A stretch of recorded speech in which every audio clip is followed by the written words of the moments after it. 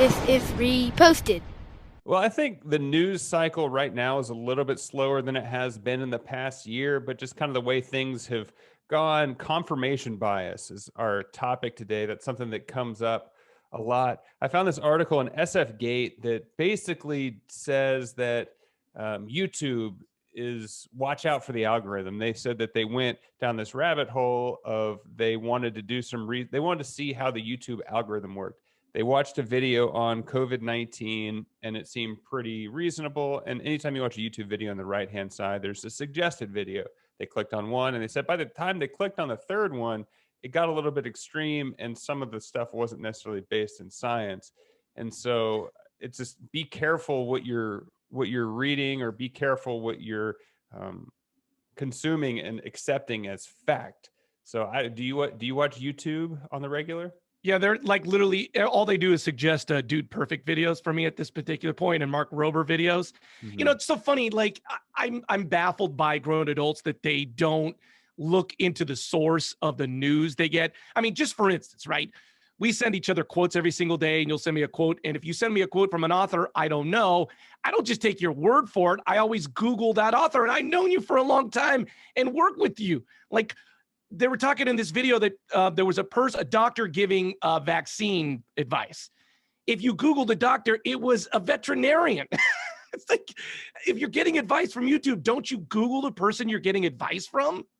Yeah, I mean, you should. It makes me think of the Seinfeld episode where they're making fun of the dermatologist, the pimple popper MD. But I think a lot of the article was also talking about how people are more radicalized by YouTube, which you kind of think YouTube is a trusted source. So they were talking about, I think, the New Zealand shooting. They looked into the guy's history, and the YouTube's videos he watched went further and further extreme and more extreme. And people think internet forums like 4chan, which is where QAnon used to post, was what radicalized people, but it's more of the trusted source. It's like the trusted neighbor is more dangerous than the primered van saying, "Hey kids, you want some candy?" So like, be a little bit more careful with what you're doing. Yeah, I thought that was the most shocking part of this article, was that, yeah, YouTube is more radical than 8chan because more people trust it. You know, in the old days, Walter Cronkite was like where everybody got their news, and there was only 3 of them because there was only 3 networks. Now there's a billion of us, and we all think we're Walter Cronkite. We all have our YouTube channel.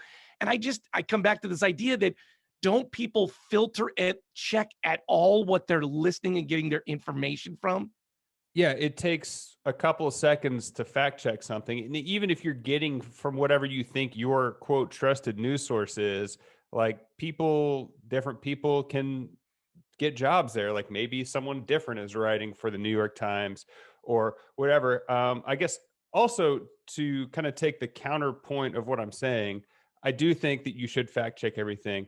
But I read this in a mainstream news outlet, and I heard an interesting, I don't know if we want to call it a conspiracy theory, but major news outlets are taking an angle on how YouTube is not reliable anymore. And I wanted to test the COVID YouTube theory. I was like, let's see what happens. I opened an incognito window so YouTube didn't know I was. There wasn't pre-existing cookies. And I was like, flat Earth. So I Googled flat Earth. I looked at the YouTube video, and then I went to the suggestions, and it was the same thing. And I did it 6 times, and it didn't really change or get more extreme. And so also maybe be a little bit wary of what SF Gate is telling you, that YouTube can radicalize you. I think there is truth to it, but it kind of proved the little conspiracy theory that mainstream media is trying to decredit YouTube or TikTok as something because it's a threat to their income. Yeah, no, that's true. And also, too, what this article was saying, kind of in that vein, is that users have to police the videos. You're not relying on YouTube to be like, "Hey, here's what's right and wrong."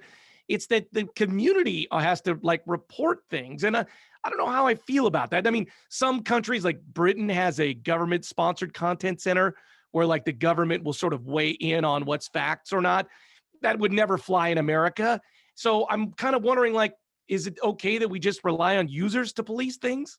Yeah, I mean that's a huge discussion on like how should we have free speech, because the other extreme of it is for the aforementioned 4chan, where no one monitors it, and then all of a sudden you get child porn and you get radical ideas being thrown out there. So it seems to be users generating as the best way to do it. I don't know what the number is anymore, but there's no threshold to be able to submit to YouTube, and there's thousands or millions of hours of content being uploaded every day. It's not something that you can regulate. The other feature that I think is interesting about YouTube is the autoplay thing. We're always watching videos with my kids, and like I said, Dude Perfect or whatever. And if I'm not fast enough to get the next video, it's interesting seeing what YouTube's going to autoplay for me next. And in this article, it mentioned that even on kid YouTube, they're watching Thomas the Train, and then the next video is like a train wreck. So you're like a 10-year-old kid, you're watching Thomas the Train, and then it's a train wreck. I mean, autoplay's funny, but you could see how, once again, it's the algorithms thinking they're delivering what they think you want to see. Yeah. And there's also this mentality of people saying, well, YouTube is my right. Like, people don't know before YouTube. And so it's like my right to have this. It's my right to have this information. And Google, who owns YouTube, should just do the right thing. And like I say over and over, people aren't good. You need to say Google is a company that is beholden to their shareholders, and they're going to make more money the longer you're on their platform.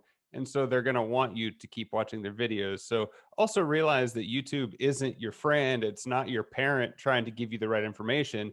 It's a group of people trying to make money and keep you engaged as long as possible. I know. I mean, seriously, I keep coming back to this. Who gets hoodwinked by Facebook or Twitter? I mean, I know there's a billion Harold Hills out there all the time. He's a music man trying to sell trombones, and he's not a music salesman. Like, who thinks Facebook has their best interest at heart? I hope nobody does.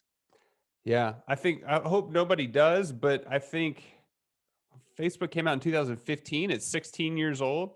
I think your kids were all born after Facebook. So like, they don't know a world without Facebook. Yeah. So it's like, you think, oh, this entity's been around for all of existence. So why would it be bad? And thinking that corporations or even people are inherently good is kind of on you. And that's a little negative take on life, but like, you got to watch out for yourself. That's great. I love that idea that they've always grown up with Facebook. How do I teach them? It's not the truth. Yeah. It's not the truth. The truth, the way, and the light. Yeah. Mark Zuckerberg. Well, if you want my Facebook login information, please reach out. You can find us at Reposted Podcast on Facebook, Twitter, Instagram. I'm Andrew Keller for Tom from MySpace. Thanks for stopping by.